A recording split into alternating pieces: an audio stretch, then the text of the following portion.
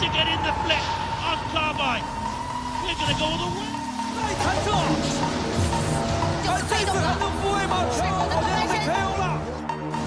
Oh my God! That's going to hurt. Grab the milk, Jenny.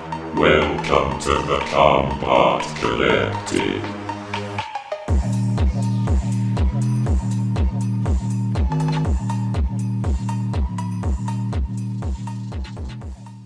Hello, everybody, and welcome to Target. Hello, everyone. Sorry. Welcome to the Combot Collective. Bring everything you want to know from the world of robot combat, from the heavyweight class to the fleetweight class, from Battlebots to the live circuit. And I am your host, as always, Sterling Brown, joined today once again by our co-hosts PoryNog and CaptainMantine. How are you guys doing today? I'm good. How are you? I'm doing pretty good. How about you, Pory? I'm good. How are you? Yes. Was that not Pory? Was that Pory? No, that was time? the Pory was the first one. Yeah, man. Oh my God! I thought that was Mantine. Wow. I thought that was Mantine. I did. It's huge out of control. I'm doing I'm pretty leaving all good, this man. in. What a great start. Hello, everybody. Glad you guys are doing good. As you guys can tell, this is a bit of a Halloween episode. Not really themed in any way. In fact, this is probably going to come out like November the 4th or something. But it's being recorded the morning of Halloween. We have some decorations out here. We got some spooky robots, some creepy crawling robots that were already here for the walking video, so it was just easy. We got El Diablo here being spooky. And we're talking about some spooky robots here. We got our final applicant rundown for 2022, a bit of a late one. So this is a RoboGames rundown. All three of these robots are in varying states of Battlebots qualification. Some have qualified, some have been an alternate. Not really, we don't know. We'll get to that robot later. And some robots have outright not qualified. But all three of these robots share something in common in the fact they have all signed up for RoboGames 2023, which we have been covering thoroughly on the Combot Collective, and we're excited to see all these teams present there. So we'll be talking a little bit about the RoboGames hopes and maybe a little bit about what went wrong or what went right to get them at Battlebots 2022. If you like what you're seeing here at the Combot Collective, please give us a like, comment, and a subscription. Ring the bell icon. But here we go. We'll be talking about Terrortops, SnakeByte, and Samurai today. So stay tuned. Oh shit, MisterRedman's here. Perfect. Yeah, after 5 years, after 5 years of not being on this podcast, here I am again. Let's I'm gonna leave What's all up, this Mr. in. Redman? And MisterRedman has joined. Happy Halloween, MisterRedman. How have you Yo, been? what's up? It's been a little bit. Yeah, it's been a little while. Not really doing much this Halloween, but I'm pretty gassed for the next season, I have to say. Oh, yeah. Absolutely. It's gonna be It's so beautiful. I'm excited for when these official pictures come out and we start doing our preseason previews. That's gonna be a fun time. But yes, all you guys should come through to the house tonight for Halloween. It's just a few blocks down the road, of course. We're doing candy bags this year. It'll be great. Be a merry jaunt. But here we go. Like I said, you're just in time, Red. We're just about to talk about Terrortops, our first robot here. Let's run down the notes I have here for this robot. Of course, it qualified for Battlebots 2022 this year. We believe it's a full-time robot, but we do not know the full status of the robot. We do know a few things about the robot, though. From Long Beach, California comes Team Terrortops. The team had applied in Battlebots 2021 with a four-wheel drive multi-brain box named Dizzy. No weapon on this robot. It was just a straight-up four-wheel drive box with teeth on the end. A little bit like Tesla's Tornado back in the Comedy Central Battlebots days. Didn't get through, though, of course. But interesting notes in this robot here, it is the first the first rookie to make it past Battlebots safety on day one since the first reboot season in 2015. The team got attention from Battlebots by having success at VEX competitions in the past couple of years, recently winning the Excellence Award and the Best Driver Skills Award during various events in 2021. The pit crew member, Victoria Tamosi, worked with Axolotl back in 2020, so there's some Battlebots experience on this team, even if it is just slight. The robot itself, though, 45-pound disc is the main weapon here. It spins up to 185 miles per hour. They wanted the full 250, but they couldn't get it due to some issues and constraints with the robot. And the robot also has a lifting arm. That's the main weapon here. In fact, it is designed to lift robots up and drop it onto this said 45-pound disc. The frame of Terrortops is made of 6061 aluminum, and the tail on the rear looks big, but doesn't weigh much at all. In fact, it weighs less than 5 pounds, made completely of foam. And we've seen numerous renders of Terrortops en route to finally appearing here at Battlebots. Looks like it's taken numerous themes throughout the changes, but this very Jurassic Park-esque theme looks fantastic. The team looks fantastic with the whole Zookeeper, Jurassic Explorer outfits. It's very Robot Wars Extreme. I am super excited for this robot, but let me hear from you three. What are you guys thinking about Terrortops, who's right now packing up at Battlebots 2022? I'm looking forward to them. I mean, based on the tests I've seen and stuff, it seems like the robot actually works, and it's gasp, a lifter that can actually lift another 250-pound robot, which is kind of rare in the lifter class these days. But it looks good. It looks functional. I feel like it's got a better shot of doing better at RoboGames than BattleBots. I do feel that at BattleBots it should, in theory, have some success in its run, but I think RoboGames is where this thing is probably going to shine more so, and I'm looking forward to it. I was pretty excited for Terrortops. You know, I had no idea that was the rookie to ever pass inspection on the first try. I mean, the lifter looks like it actually works, and that's all I can really ask for from a rookie, is that the robot works and functions as intended. And I mean, if it does that, I like the theme. The team seems nice. I mean, I wish them the best, and I hope they do well this season. Yeah, I think this is a rock-solid machine. I like the, of course, the spines on the side, very much giving a, I suppose, a Witch Doctor-esque kind of design with a rib cage arm. I very much love that, and its weapon system very much, I suppose, ideal when it comes to where you, I suppose, wanting to incorporate a kind of lifting, well, I suppose, machine in the current BattleBots meta, incorporating a vertical spinner alongside your lifter is paramount, I suppose, if you want to win the decision and many other things. And I'm almost reminded of I suppose a disassembled Whiplash in a way, where it's not got the vert and the lifter on the same kind of weapon system. It's entirely separate and keeps those two together. So if just in case the lifter breaks, they can just still rely on the vert and still do some damage. I am quite excited to see how it performs, and I'm hoping it does bloody well, really, yeah. Yeah, Red. Just talking about adding the spinner to these lifters this year. I mean, we've even seen it with Big Dill, one of our alternates this year. It's definitely something that we're probably going to see. Teams are finally picking up on what Whiplash has been doing for quite a few years now, and is settling it in their own different ways. I do like how Terrortops has done it a lot. I like the whole drop them on the spinner sort of ordeal, but I do worry about the reach of the robot. I mean, there are going to be cases where maybe the forks get too banged up and they have to go full vertical spinner, or maybe the dropping on the spinner system doesn't work as well as they were intending. The reach on that vertical spinner as a straight up four-wheel drive vert does worry me a lot. I don't know how they're going to be able to do it in some situations, especially against some robots like maybe a Huge or a Minotaur that have very unique dimensions that make them very hard to hit in certain scenarios. I do worry about that, but the theming of the robot's beautiful. I love Fantastic and I love Sharkoprian, so I love any robot with a tail. Terrortops definitely wins me over in that regard, and that maybe even act as a bit of a stranding device if they're lucky. Maybe a robot can get its wheels cut up in that since it's all foam. Maybe get high centered in some way. There's a lot of unique things they could potentially do there.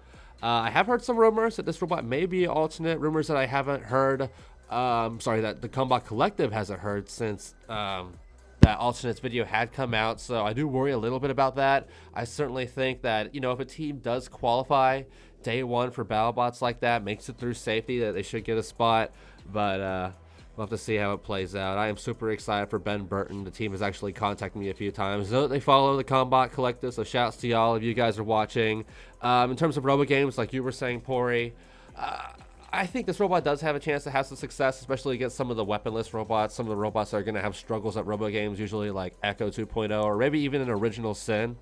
If they can get to the size, get to the wheels of that robot. It's going to come down to driving big time for a robot like Terrortops, and reliability. If this robot ends up, in the way of like a deadlift or overhaul, they lose drive halfway through a fight, they're going to have trouble getting the lifts in, and they're not going to win many fights. They might end up on a bunch of YouTube exclusive matchups. But if the robot's driven well, they make great use of the spinner and the lifter. What they do at BattleBots will be good. They can potentially go deep at RoboGames, and they can definitely get themselves in for full time, make themselves a marquee competitor at BattleBots 2023 if that ends up being the case. I just love how Terrortops looks. It's beautifully themed, and I know I'm certainly looking forward to it. I bet they're wishing Battlebots was in Long Beach still, but I digress. We'll have to see how it plays out for Terrortops. This now we go from a robot that has qualified to a robot that has not qualified as we talk about SnakeByte here next. And here we go. I guess this is a little bit of a horror Halloween special because there's nothing more spooky than getting rejected from Battlebots. Unfortunately for the formerly Team Boombots. Yikes! Ow! I had to make Ow! Oh! Ah! Oh my You know what's fucking horrifying? You know what's horrifying? Subway's horrifying. Yeah, I still ate it though. Oh man, no, you gotta keep the first one. No, We wanted you to eat it. We wanted you to eat that every last bit. I did Yeah. too. I gave the last bit to Bella, but she wanted some. She wasn't as much of a hater of it as I was. But let's get back to our robot here. Yes, SnakeByte. Unfortunately, this Team Boombots, formerly Team Boombots, now Team Lone Star, representing both Texas and Virginia. Shoutouts to them. Rejected from Battlebots this year with this 2-wheel drive crusher and lifter hybrid, like I said, known as SnakeByte. This was a former robot combat team back in the day, like I said, under the name Team Boombots, and they competed with their 120-pound, later 220-pound flipper Baby Boomer, but ended up having minimal success at competitions like RoboGames, Battle Beach, and Steel Conflict. But later on, 2022, we would see SnakeByte coming from the team with a new name, applying to Battlebots this year. And it was the team's first attempt into dipping their toes into robot combat since the mid-2010s, but unfortunately, as stated, would be denied into the 2022 World Championship. So the team, like all of our robots here, will be settling for RoboGames 2023. I'll certainly be cheering for them being a Texas team. And SnakeByte is listed as one of the last few of this dying crusher breed. We were talking about Quantum before the taping, talking about crushers here. As, like I said, both a crusher and a lifter given the CADs that we have seen on the RoboGames sign-up page. And SnakeByte is also said to be armored well, as according to the application video, it is clad in AR-500 and titanium in certain areas. The team prides itself on speed and maneuverability, which the robot is apparently going to possess. But, I mean, looking at how this robot looks, I don't see this being a very maneuverable robot. I mean, those wheels are all the way in the back. It kind of looks like kind of an uppercut style wheel. It is a very, very long body, kind of something like Mad Dog's body. I don't know. If you look at the CAD, if you look at the bottom of the front of it, it looks like there's little wheels underneath the front of it. I mean, that might be something else, but that's what it looks like to me. It's like casters, isn't it? That's what I was thinking. Yeah, like little casters or something. Yeah. My dude making a robot or even a two-bot here. So at least there isn't, like, 5 feet of robot just scraping on the floor. Like, at least there's but then you gotta worry about ground clearance with something like that. Like that, original. I feel like original Sin would make a SnakeByte their bitch in a situation if they're gonna have a ground clearance issue like that. Go ahead, Red. I'm sorry. Yeah, it's right. I mean, looking at its design, I think it is a shame to lose like a crusher, since crushers and any weapon that isn't a flipper or a vertical sinner has been obviously a dying breed in Battlebots these days. But I can definitely see the flaws in the design. Well, I feel like a wider wheelbase would definitely give them that kind of like I suppose better turning circle to angle in properly. Wheels do look a little bit wide. I don't know, but yeah, who knows with the CADs? From looking at the CAD here in its design, it looks very square on those sides, and I don't think that's very ideal if you've got a wide wheelbase, because you have a very focused angle of attack. That angle, and that the only way that a SnakeByte could really grab a robot is if they just get them front on. If these sides are more sloped, and I suppose more feeding in towards the center, they probably would have an easier time to kind of move to the left and side swipe, and then maybe slip them up onto their wedge, rather than turning left or right, bashing against their opponent. Because at the moment, I don't know if it actually has got that incorporated design because the way the angle of the CAD is, but if it is just simply that wedge is the only way to feed up onto that central point, it's going to be not only difficult for them, to find a proper angle to grab robots in, but it will also just be, fodder for spinners because they love flat sides. I mean, if you want to see examples of, a decent, crusher's wedge, look no further than Petunia or Quantum. Just these large, flat, or just slope, almost angled wedges that focus in and feed towards the center. Right, yeah. I mean, those robots, they have that sort of design completely figured out. What about y'all, Pory and Mantine? What are you guys thinking about this robot? Yeah. Okay. So this is kind of a robot that I'm gonna have to really see the actual thing before I make a judgment, because if I were to wager, I'd say if this thing actually gets built, it's probably gonna look very different from the CAD we're looking at. Like, it's probably gonna be very different. And Like, remember the Mad CAD Dog? is very Mad Dog looked very different, exactly. And this thing is no different. Like, it plus the CAD, like, it gives me vibes that it's just like, like they took Hydra, Kraken, and Uppercut, and they put it into like a AI generator to, like, because that's kind of what it reminds me of. It reminds me of if Hydra had like Uppercut's wheels on its side and had a crusher for some reason. But it really depends on what it ends up being like. And plus, a rookie team doing something as complicated as a crusher, that could be Well, they do have potentially, some have a experience, but learning curve. it's just a very old team. It's like But do they have it's like with the experience with like Gamatron team heavyweight? coming back. Yeah, they had one robot that went from 120 to 220, but it was like a very average robot. It did better in middleweight than heavyweight. Yeah, so I have my reservations, but like I'll figure out how I feel about it when I actually see the real thing. It looks like if if a child drew what they thought a Battlebot would look like, and then they tried to actually make it like 1-to-1 to what that child drew. This looks like a Lego. Like, I mean, I try to tone down my I try to tone myself down for the TCC recordings in specific, but I can't hold in my just confusion with this robot. It just looks so. It's I'm interesting. gonna say it's very interesting. I was gonna say interesting is probably the most nice word I can say. So it looks interesting. Big looks vibes. like Let's keep being nice. They'll listen into this eventually. Yeah, I know. You're I was right, worried yeah. about that stuff, man. It has a good turning circle. If you compare that turning circle to Bronco, then it would probably be all right. It can't really turn. I mean, it can kind of. It can turn better than people give it credit for. It's just so long like this. I think just having that wide wheelbase at the back, I think we'll have a decent turning circle. It'll have, but I just think the issue. Better than Bronco. Yeah. That's just the issue. I think the issue is just while it has a decent turning circle, it just has a very limited angle of attack. Really, Yeah. I mean, Tombstone has got a massive angle of attack because its weapon pretty much covers 180 degrees of the robot in the front, and it's got the wide wheelbase for it. Dude, I think. Make foot of this bot, yeah. Yeah.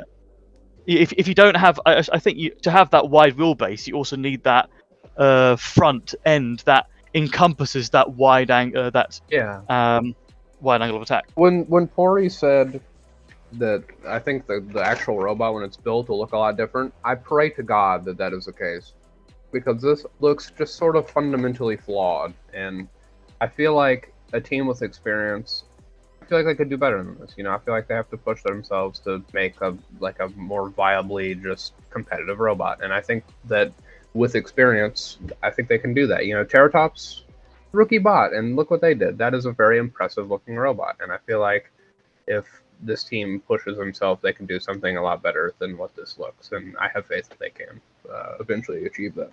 Yeah, here's my stance on it. I mean, we know it's an old team. This kind of gives me shades of like when Team Destructo, Team Carnage Robotics came back from like not competing since 2004 with like Techno Destructo, and we got robots like both versions of Ultimo Destructo. They would have probably been great, in 2002, 2003, 2004. But competing, even with the modern equipment that they had inside of it, competing with the architecture that they had and the way that they were built, Ultimo also being a very long robot, especially in 2018, it ended up costing them. They weren't the best team. It was a shock that Ultimo went 2-0 to begin with. But in 2018, I should say. And that's kind of what I'm seeing here with SnakeByte. It's a team that hasn't made like a brand new state-of-the-art heavyweight. This might even be their first time using CAD, so this is kind of like their idea of what a solid robot may be. And like what you were saying, Redman, this is going to be, there's horizontal spinners in this competition. Megabyte's going to be there, Mouse is going to be there under the name White Rabbit. So there's going to be robots that if SnakeByte draws a Malice or a Gigabyte, it's going to get torn up, ripped to shreds. Those wheels are going to come right off, those open sides, that flat rear. it's just all open for pasture. Like you were saying, Mantine, this is a very unique CAD. Reminds me of something we'd see on ARC back in the day when that was a thing. I was gonna say that, and I didn't know if people would know what Arc was, but it looks like an Arc We bot. drop any goofy reference here. Yeah, there's big Arc vibes on this thing. And like you were also saying, People, yeah, they'll find it off eventually. what were you all Yeah, saying? I'm this will sorry. show up. This will win an Arc comp. This will show up in Arc in like a month, and it'll win. Oh, how many points are put on damage? They don't need any. No. It's all on defense. But yeah, Yeah, man. like you were also saying, very narrow spot of control. We'd see that big, like you were saying too, Redman, we'd see that big wide slope front, something that could pull a robot in. This is all right here, and this is all right here. There's only so much you could do with that sort of space. So we'll have to see. I'm not going to be mean to this robot because I mean, my home states are pretty much Texas and Virginia, and that's who they're representing. I love that. So if they show up at RoboGames, I'll be there. I'll wave my little SnakeByte flag when we get to April. We'll have to see how it plays out. Let's then move on to our third and final robot here. A robot which we've talked about a little bit already on the Combot Collective and on our social media. The undercutter from Brazil, Samurai. That's right, Samurai. Like I said, we recently talked about this robot in our TCC alternate news video. It is a very unique case, and it's a robot that we know as of right now, at Battlebots 2022 in Las Vegas. This is the first new heavyweight to spur from Brazil since Big Carioca in 2019 at King of Bots 2. It is made by a brand new team, Boltec Robotics, a group of alumni roboteers from the esteemed Thunder Rat squad, also from Brazil. And they've enjoyed much success in the past decade with their robots like K-Torze and Apocalypse at events like Winter Challenge and RoboGames. Samurai itself, though, this is a heavyweight, full 250-pound heavyweight. It is a two-wheel drive undercutter, much similar to robots like Valkyrie and Rotator, but uses a wide bar compared to Valkyrie's blade and Rotator's short bar. Samurai also uses signature Brazilian wheels that we have seen on robots like Black Dragon, Whiplash, and Malice. Wheels that have been very notable for being damn near indestructible, hard to rip off robots. So, robot's probably going to be surviving fights if that's the case. Other details here, like I said, Samurai at Battlebots 2022. It's made its debut at the 2022 Street Bot event earlier in the year as a display bot back in August. It applied for Battlebots 2022, something the Combot Collective shared earlier in the year but was declined. But as I said, currently at the event with conflicting reports that the team is now a last-minute alternate, we also have reports saying that the team is just staying there to visit, check out the event. So overall, what we know about the robot, it's very interesting. We don't know its Battlebots 2022 status. We just know that it's there.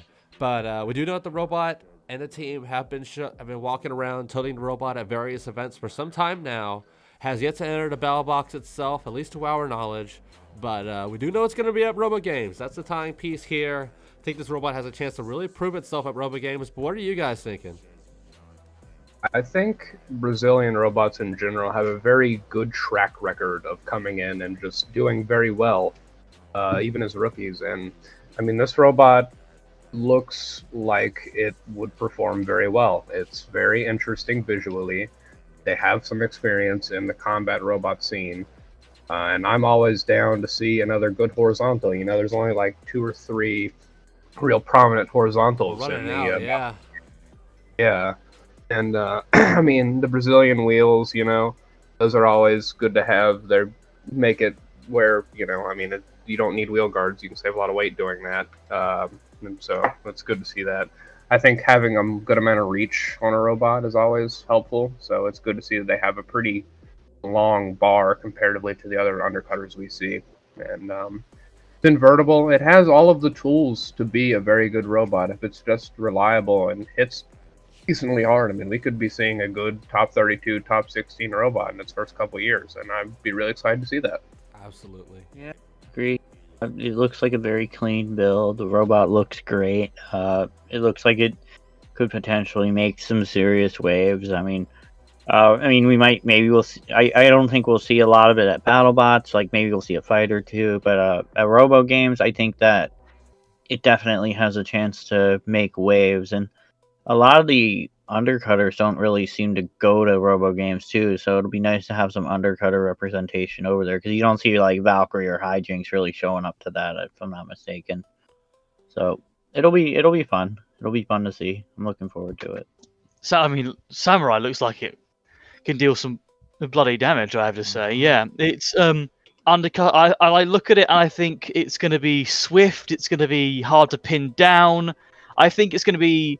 I think what Hijinks wishes it could be right now, just from More looking at compact his version, design. yeah.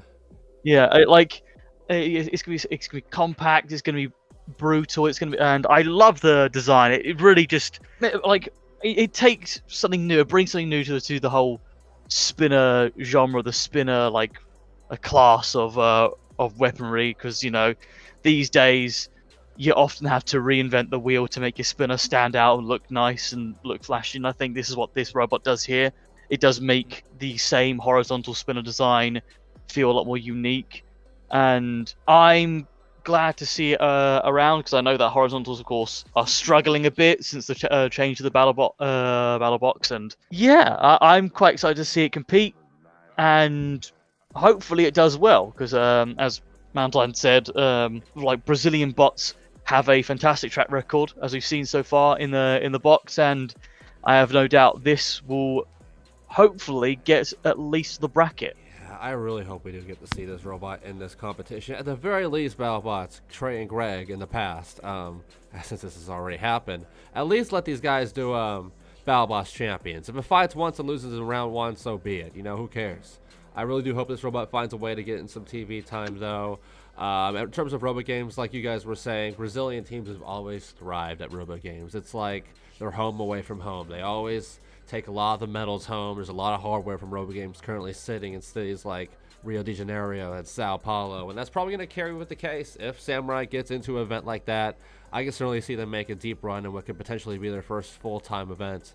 But we'll have to see how it plays. Thunder Rats don't really get talked about much, but they've always been a very solid team over there in Brazil and in international events. We see them compete in India and China as well. Brazilian heavyweights too, outside of maybe like Spikehead, who competed at a Russian event and competed at This Is Fighting Robots.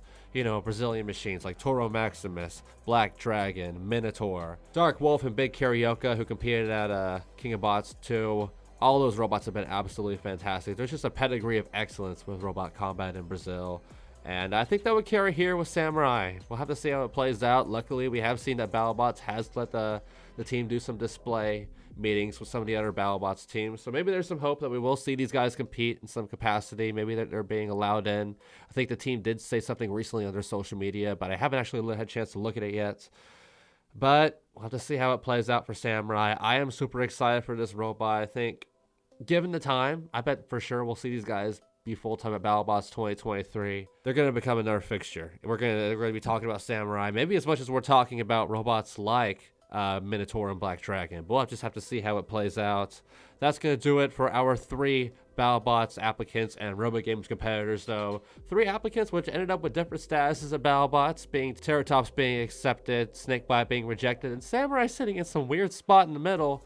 But we do wish all 3 of these teams luck when they appear at RoboGames in 2023. And talking about RoboGames, it is worth noting, with these RoboGames sign-up, we always say in any of our RoboGames videos, those sign-ups are very subject to change without reason, and very much within the next couple of months, around March, April, February, we're going to see a lot of these teams pulling out and potentially coming back in. So maybe we won't see these teams at RoboGames. I hope that isn't the case, but we'll have to see how it plays out. I certainly hope we get to see Samurai, SnakeByte, and Terrortops, though, there. All 3 very unique designs. All have some good theming with them, too. I'm very excited about that. I love robots with a good theme. But that's going to do it for us here. I got asked, though, this is the Halloween episode of sorts. While we wrap it up here, I'm a Target employee. I say it's like anything special. I mean, I work at freaking Target. But my dog's also going to be a Target employee. This isn't my dog. This is her Target employee hat that she's going to wear with me tonight. I'm excited about that. Are you guys doing anything for Halloween? What are y'all dressing as? I didn't do anything for Halloween, and I handed out candy to trick-or-treaters, but I didn't dress up for it. I just put Gamma Raptor on my porch and handed out candy, and put a witch's hat on Gamma Raptor. Give it a little hat. Yeah, I can do that next year. Yeah. Next year I'll put a seahorse skeleton on it. But yeah, I didn't really do a lot. But I wear I tend to costume up all year round, so it's not a big loss. I'm sure eventually I'll Pory go with showing up something to Wendy's dressed like Gandalf in May. Yeah. Like Oh, yeah. that's the sort of stuff I do. And then I have a show next weekend. I might dress up for that maybe. I think I've already wanted to dress up as the Shelf this Halloween. That's a terrifying thing That's for scary. most. Take up the It entire is, road it while is you quite walk scary. around. Yeah, I'm not gonna be able to fit. I'm gonna fit like at least 30% of every door frame, or like at least 60% maybe. And I'm going to bother every blender and spinning object that exists inside my kitchen just by being a bit too close to them, Just or maybe bump into force them them. into the corner. Put Yeah, them just into the bumping into corner them, saying, corrals. "Yeah, Yeah. yeah. Remember me? Remember me? Remember this fantastic idea? Yeah, we're still around for the second season. Goodness gracious." We'll see how it happens next year. We'll see what happens the following year. And we know that Trey Roski loves that thing. We'll have to see how it plays out. What about you, Mantine? Are you dressed up like Nah, man. Costanza this year? I am going to I'm going to dislike every podcast you post from now They're until not. the end of time. I choked on air. They're not podcasts. They're videos. They were Same. podcasts, but they weren't making money. That's like Nah, Costanza, man, I'm bro. not doing anything. That's gonna wrap it up. I hope you guys have a great Halloween. If you are interested in following the guys I have here, you can find MisterRedman on his website, www.joshuagunnett.com, or on his YouTube page with the same name. And you can find PoryNog on his Instagram at PoryNog, or at Battlebots Collector, or you can find his YouTube page, didbeegg.xyz. We'll have all those listed in the description below. And Mantine, I feel like I asked you this last time, and I forgot to write anything down. Do you have anything I can plug for you?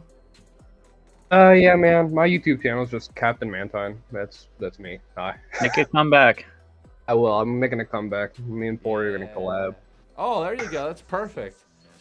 That's a bet. We'll definitely have CaptainMantine in the description as well from this point onward when he's out and about here at the Combot Collective. But yes, hope you guys have a great Halloween. Hope everyone has a great Halloween this year. Even this is going to be coming out on the 5th of November, likely, or maybe we'll gun for the 3rd, maybe the 2nd if we're cool. We'll see how it plays out. I got a busy couple of days. We'll see. That's going to wrap it up, though, here for the Combot Collective. You heard our social medias, but if you're interested in following this place, you can find our Discord in the link below. Please join it. We post all of our video links there first. Also, join our Instagram and our Facebook. Follow those pages also in the description below. And, of course, for our YouTube page, like I said at the top of the video, give us a like, comment, and a subscription. Ring that bell icon. Comment what you think about Terrortops, SnakeByte, and Samurai, how you think they'll be doing at RoboGames, and your thoughts about them being or not being at Battlebots. But that's going to wrap it up for us, like I said. Thank you all so much for watching. Be safe during the holidays, and we will catch you next time for more Battlebots, RoboGames, and other robot combat news here at the Combot Collective. This was the Combot Collective. Find us on Instagram and Discord.